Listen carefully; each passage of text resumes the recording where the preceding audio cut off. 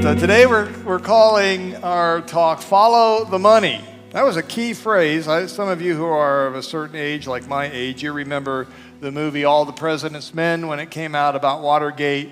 It was a very key phrase then, from the secret underground guy, follow the money.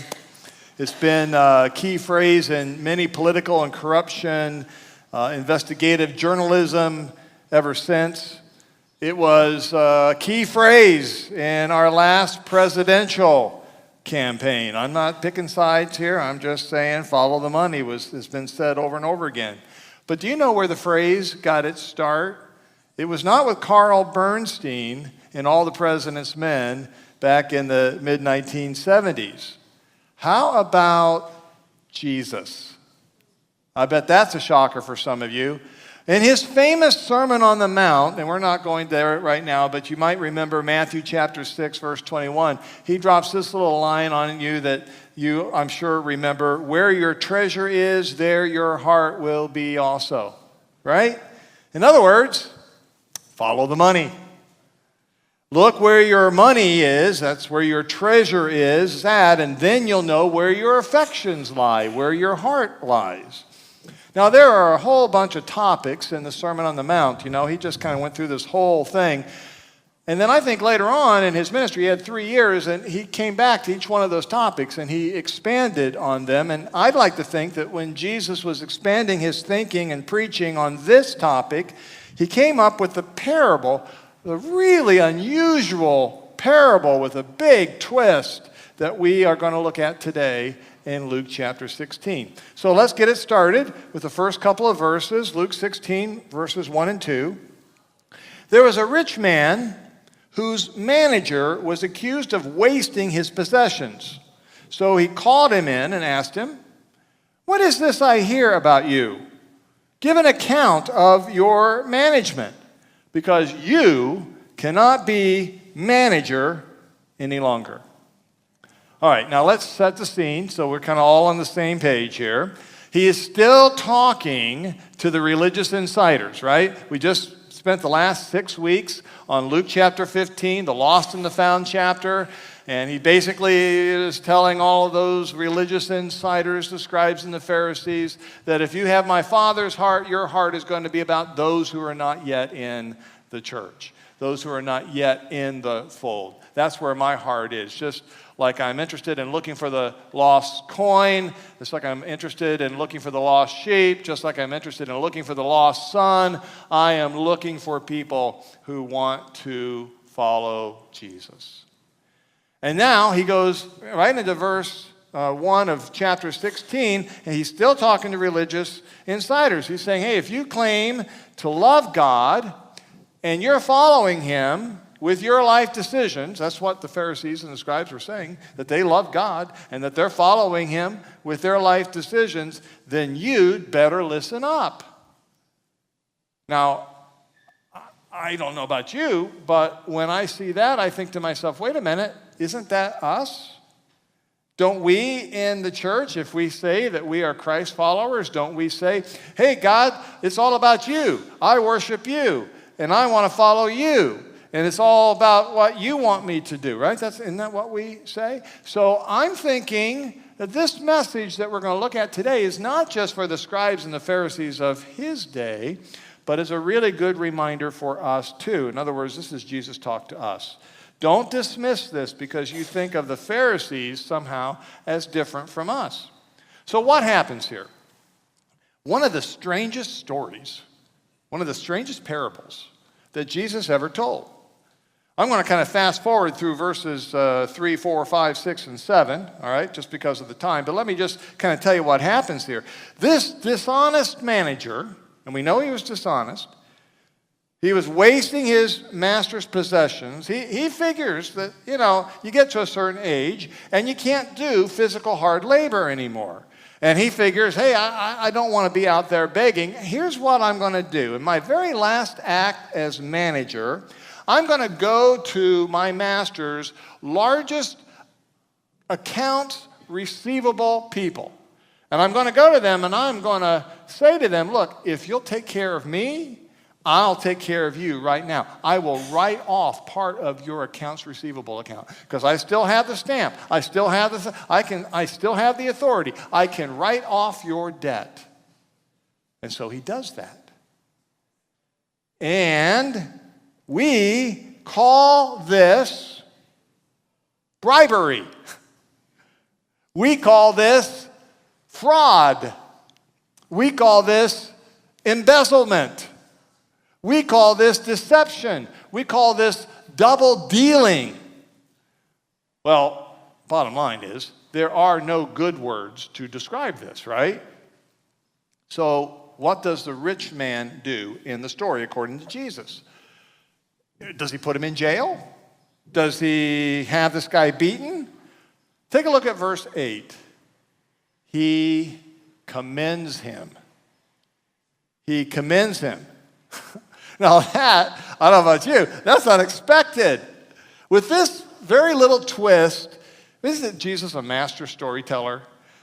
With this little twist, he has all of their attention. And I got to tell you, when I read this, he's got my attention too. And I hope right now he's got your attention too.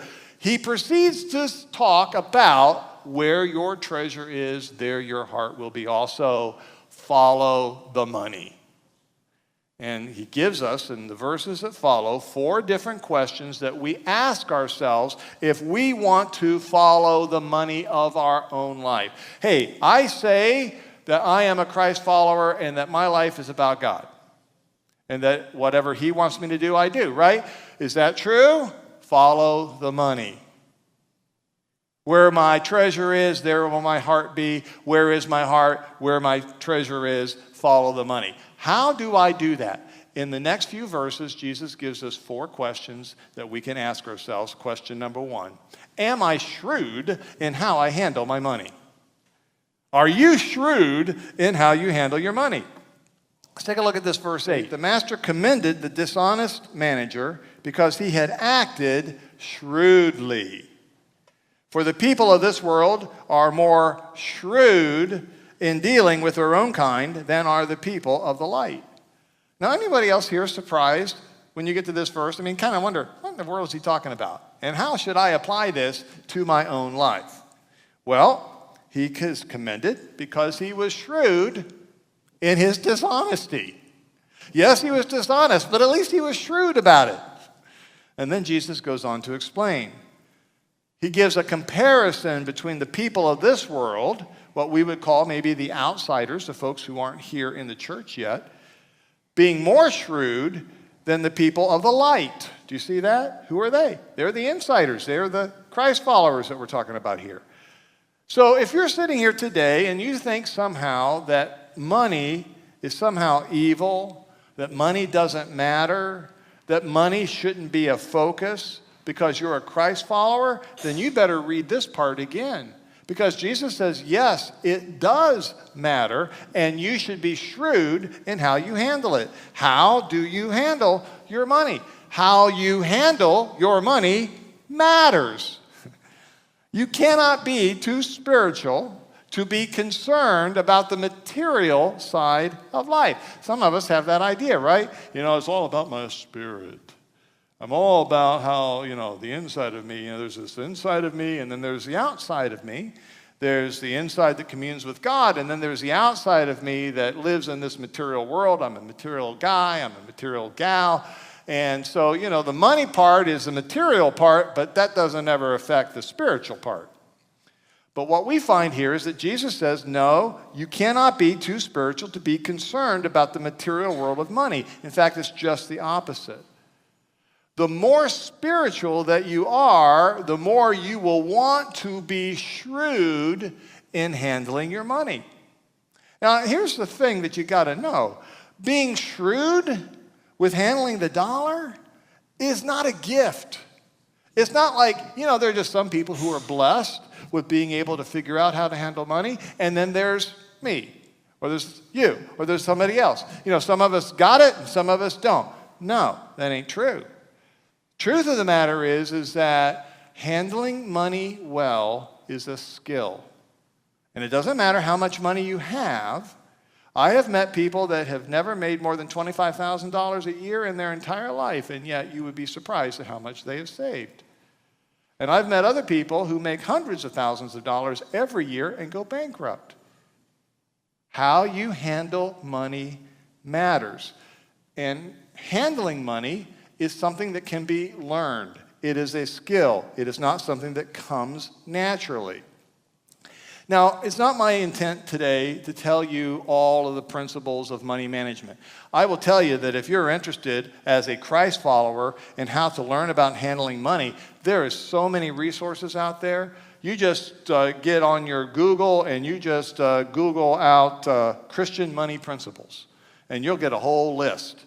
I mean, there are seminars that are free. There are seminars that cost a little bit. Like the one I'm most familiar with is the one that I took called Crown Money Management. That is a really good one. There are authors that you can read, books that you can read, authors like Ron Blue, very good guy. There are speakers, radio show guy like Dave Ramsey that you can listen to and read his stuff. There are no lack of resources. Again, if you're interested in this, Google Christian money principles, and you'll see a whole list. See, the issue isn't the resources. The issue isn't being able to learn how to do this stuff. Quite frankly, the issue for most of us is simply a lack of interest, or a lack of thinking that it's necessary. The truth of the matter is, most of us never get any training or teaching in how to handle our money. When I was a financial planner, back in my first career, every year I made it a point to go to one of the local school systems and teach money principles to seniors. And the reason that I did that was because I realized that they got all the way to age 17 or 18 and never had a class in economics. Oh, they could tell you about history, and they could tell you about English, and they could tell you about mathematics, but no one ever bothered to teach them about how to handle money because most of their teachers, frankly, had no clue as to how to handle money. So we're not taught this, and sadly, in our churches today, we're not taught this either. No one is teaching us how to be shrewd in handling our own resources. But I'm here to tell you today, what you're going to see today is that it's really important, because how I handle my money shows me to myself, not to anybody else, shows me where my real priorities are at. Not where I think they are, not where I say they are, but how I handle my money tells me where they really are. Am I more focused on life here and now, or am I focused on life eternal? By the way, that leads us to the second question that we want to be asking ourselves. Am I eternal in how I handle money? Let's take a look at verse 9. Again, this is Jesus speaking. I tell you, use worldly wealth to gain friends for yourself, so that when it is gone, you will be welcomed into eternal dwellings. Okay, you can all pick up your jaw now because I know it's on the floor. What is he saying here? I mean, Jesus makes this connection so suddenly, so dramatically, that it is really easy to get lost in translation. Trust me, he is not saying, you cannot buy your way into heaven. All right? He's not saying that. But you can demonstrate your heavenly mindedness by the way you handle your money here on earth. That's what he's saying. Consider this for just a second. I don't know if you've ever made this connection or not. This is the kind of thing that you're a pastor who used to be a financial planner who actually got A's in economics when he was in college and thought that it was a really cool thing. All right? Not that I got the A's, but that the economics was a cool thing. That's what I'm trying to say. I mean, all the other students that I was with, were really struggling and couldn't get it. And for me, it was just like mathematics is to Brandy. All right? So, as I've thought about this, money itself is not eternal, right? Anybody think there's going to be money in heaven? I mean, stop and think about this for just a moment. The very concept of money is based on the principles of economics, the principles of economy. Now, what is economy? Economy is based on this very crucial, critical idea of limited resources. There are not enough resources to go around for any one of us. It doesn't matter how much money you have. It doesn't matter whether we're a person. It doesn't matter whether we're an organization. It doesn't matter whether we're a country. There are a limited number of resources that we have. And so money is based on this idea that I prioritize what's important to me. Again, not trying to take you down a path of economics today, but you've heard of supply and demand, right? I mean, the greater the demand for something, or the greater the supply is going to affect the price of something, and that's where money comes in, where supply and demand cross. Okay, now please don't go to sleep on me here. If you live in a world where supply is unlimited, and you live in a world where demand is whatever you want, anytime you want it, well then money is irrelevant. But that's not the world we live in. Now, where are we headed when we go to heaven? We are headed to heaven, right? That's the idea. And who's in heaven? God. And the God that we worship is who? He is not limited. This God that we worship is not a God of limited resources. He is the creator God. He is the maker of all that is. He is the gracious and the generous God who owns the cattle on 1,000 hills and who will supply your needs, according to Psalm 50. He is the God who will supply every need of yours according to the riches and glory in Christ Jesus, according to Philippians 4:19. So what need does God have of money? In case any of you are thinking that this is a talk because we've got to give money to God because somehow if God doesn't have money, things aren't going to get done. No. Jesus isn't saying that. Money isn't for God. Money is for us. Here and now. Money is our way of choosing. Hear me here. This is the important part. Money is our way of choosing our limited resources to trust in how God is going to provide for me. And so how we handle our money comes back to this question. Do I trust God or do I trust money? That's the question. In fact, I have seen in my experience, in my lifetime, because in my prior career, I handled the resources of the wealthiest people in Mansfield and Richland County. That was my job. And some of them claimed, and I believe they thought they were and probably were, Christ followers. I'm not questioning their commitment. I'm not questioning their testimony. But I have found that the more money you have, the more an issue this becomes. It's harder and harder to trust in God when you have more and more money to trust in too. In fact, God tells us that the way that we know that we can be trusted with much is how we can be trusted with little. So if you're here today and you say, man, you know, the problem with money for me is that there just ain't enough of it for me, then you really need to listen up because that's not the issue at all. The issue is not the amount. The issue is the amount of trust you have, not the amount of money that you have. And that leads us to question number 3 that we ask ourselves. Am I trustworthy in how I handle money? Am I trustworthy in how I handle money? And here we're going to take a look at verses 10, 11, and 12. Because in every single one of these verses, we see the word trust, or trusted, or trustworthy. Look at it in your Bibles. You can see it. Trust, trustworthy, trustworthy, trust, trustworthy. It's mentioned 6 different times in 3 different verses. Whoever can be trusted can also be trusted. Whoever is dishonest will also be dishonest. Now we're going to talk about what you can be trusted with or dishonest with here in a moment. But notice here again that the issue is never the amount. It's always about trust. Is God the provider?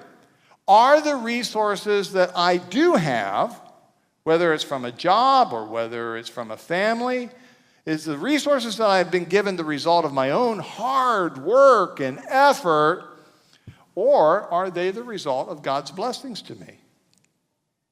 Do I look at myself as the owner of my money, Or do I see myself as a steward handling God's resources? As a steward handling what I thought of as my money, but really his money that he's bestowed on me, that I might be able to give him glory, that I might be able to use for his purposes rather than my own. How do we measure that? How do we say, well, yeah, I'm trustworthy. You can count on me, Pastor Mark. Really? Can I be? I mean, can you? How do we know? Don't be too quick to say, yeah, I'm trustworthy. Because Jesus here gives us 3 Q trust tests. 3 Q trust tests that we can say that 3 times fast, all right? 3 Q trust tests. Q number 1, the quantity test. The quantity test. Whoever can be trusted with very little can also be trusted with much. Okay, that's an amount. That's a quantity. Whoever can be trusted with little can also be trusted with much. And whoever is dishonest with very little will also be dishonest with much. Okay, now I'm about to use a word that everybody hates when they come to church, but I have to tell you, this is the whole idea of tithing. What is tithing? Tithing is based on giving God back the first 10% of what I receive, the first fruits. Whatever God blesses me with, I give it back to God. Everything that I receive. When I tithe, I'm basically saying to God, look, God, you own everything. All I have is from you. I give you 10% right up front, not because I need to, not because you need it. I give it to you because I need it. I need to remember, God, that everything I have is from you. I need to remember that it doesn't matter how much, 10%, because I want to remember that you are the one who's provided everything. I need to trust God and not my money. So why do we have this quantity test? Why that Q test right up front? Have you ever noticed, and by the way, I'm here talking to you as someone who has in the past struggled with tithing, who finally came to terms with it, and who's been doing it now for a long time. Have you ever noticed that you never make the right amount to tithe? I've noticed this in my own life. I never have the right quantity to tithe. We either make too much or we make too little. But no matter which side of that we're on, it's always not the right amount. I mean, honestly, has anybody ever said, that is the exact amount that I need to tithe? No. So, when when we don't make much, and every dollar really counts, okay? And some of you I know are in this ballpark right now. We say to ourselves, man, 10%. That is way, are you kidding me? I can't live on 100%. How do you expect me to live on 90%? On the other hand, when we have a windfall, and every now and then a blessing comes through, money comes our way, unexpectedly, we say, wait a minute, no way that God expects me to give 10% of that. That's the quantity test. That's a quantity test. That is why Jesus made such a big deal out of the widow who gave 2 mites. And not a big deal out of the person who had a lot and gave a lot.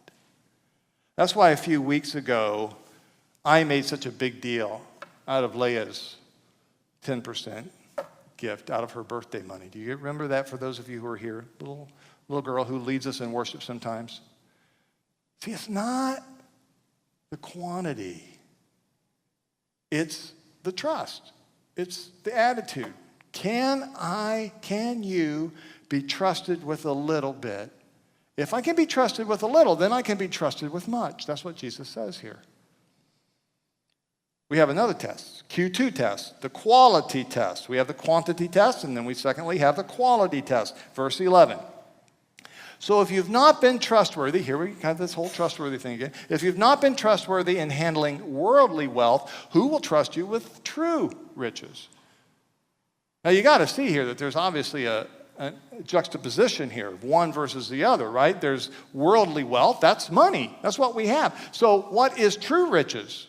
True riches must be something different than money. This second test is a quality test. Understanding that how I handle my wealth in this world will help determine God's level of trust in me in the next world. Yes, we will have responsibilities in heaven. Yes, we will have work in heaven. Great work. Work we love to do.